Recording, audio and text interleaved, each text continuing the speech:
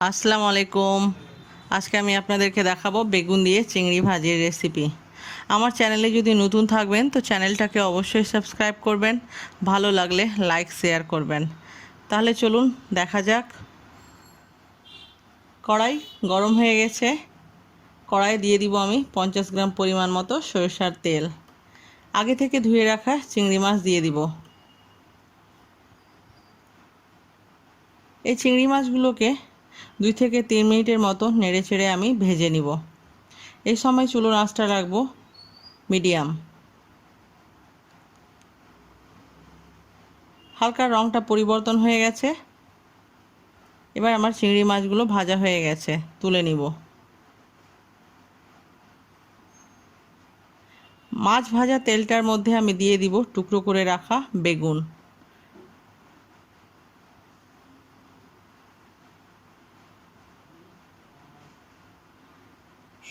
বেগুনটাকে আমি ভালোভাবে নেড়ে দিব।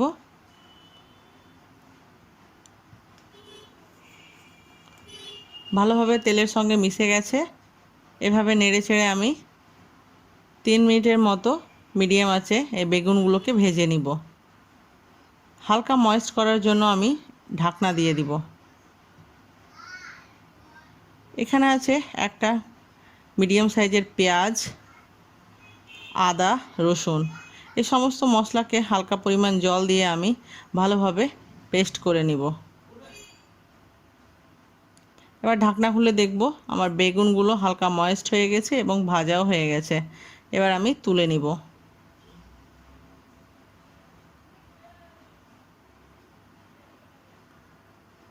ওই কড়াইয়ে দিয়ে দিব আমি 50 গ্রাম পরিমাণ মতো সরিষার তেল, 2 টুকরো তেজপাতা, 2টো কাঁচা লঙ্কা চেরা। এই গোটা মশলাটাকে আমি একটু নেড়ে ছেড়ে ভেজে নিব। হালকা ভাজা হয়ে গেলে দিয়ে দিব আমি আগে থেকে বেটে রাখা বাটা মশলা। মশলাটা দিয়ে আমি 1 মিনিটের মতো এভাবে নেড়ে ছেড়ে দিব। তারপরে দিয়ে দিব আমি সমস্ত গুঁড়ো মশলা। এখানে আছে লঙ্কার গুঁড়ো, লবণ, হলুদ গুঁড়ো, কাঁচা জিরে গুঁড়ো, কাঁচা ধনে গুঁড়ো। এখানে আমি আমার পরিমাণ অনুযায়ী দিয়েছি, আপনারা আপনাদের পরিমাণ অনুযায়ী দিবেন। লবণটা অবশ্যই স্বাদ অনুযায়ী দিবেন। সমস্ত গুঁড়ো মশলা দেওয়ার পর এভাবে নেড়ে ছেড়ে আমি ভেজে নিব। মশলাটা যেন না নিচে থেকে লেগে যায় তার জন্য আমি দিয়ে দিব অর্ধেক কাপ পরিমাণ মতো জল। এই জলটা দেওয়ার পর আমাকে মশলাটাকে ভালোভাবে কষিয়ে নিতে হবে। তারপর আমি ঢাকনা দিয়ে দিব। ঢাকনা খুলে দেখব মশলাটা আমার এখনও কষানো হয়নি, বাকি আছে। আবার আমি হালকা নেড়ে চেড়ে ঢাকনা দিয়ে দিব। এই সময় চুলোর আঁচটা থাকবে মিডিয়াম টু লো হিটের মধ্যে। ঢাকনা খুলে দেখব মশলাটাকে আমি আরও হালকা নেড়ে চেড়ে কষিয়ে নিব। আবার ঢাকা দিয়ে দিব।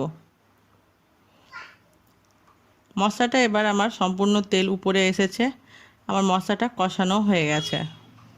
এবার আমি দিয়ে দিব আগে থেকে ভেজে রাখা বেগুন। সমস্ত বেগুনের সঙ্গে আমি মশলাটাকে নেড়ে চেড়ে দিব। তারপরে ঢাকা দিয়ে দিব। ঢাকনা খুলে দেখব বেগুনের সঙ্গে সমস্ত মশলাই মিশে গেছে। দিয়ে দিব আমি পরিমাণ মতো জল। অতটা পরিমাণ জল দিতে হবে যেন সমস্ত বেগুন জলের মধ্যে ডুবে থাকে। তারপর ঢাকনা দিয়ে দিব। এই সময় চুলোর আঁচটা রাখবো হাই। জল ফুটে গেছে। এবার আমি দিয়ে দিব আগে থেকে ভেজে রাখা চিংড়ি মাছ। চিংড়ি মাছটা দিয়ে ভালোভাবে নেড়ে ছেড়ে আমি